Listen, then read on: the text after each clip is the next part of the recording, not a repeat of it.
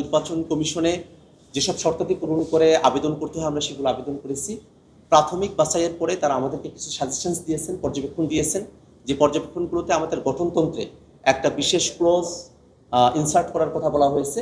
আমরা সেটা আমাদের গঠনতন্ত্রে ইনসার্ট করার ব্যাপারে আমরা পদক্ষেপ গ্রহণ করছি এবং দুই একটি অফিসের ক্ষেত্রে আমাদের যে ডিড হয়েছে অফিস ডিটের মধ্যে আমাদের পার্টির নাম সেখানে সরাসরি মেনশন করা নেই, সে বিষয়গুলোকে তারা আমাদের কাছে উত্থাপন করেছেন। এরকম মাইনর কিছু বিষয় তারা আমাদের পর্যবেক্ষণে নিয়ে এসেছেন এবং সেগুলোকে আমরা খুব দ্রুত সময়ের মধ্যে সংশোধিতভাবে আমরা সেই আবেদনগুলোকে সাবমিট করব।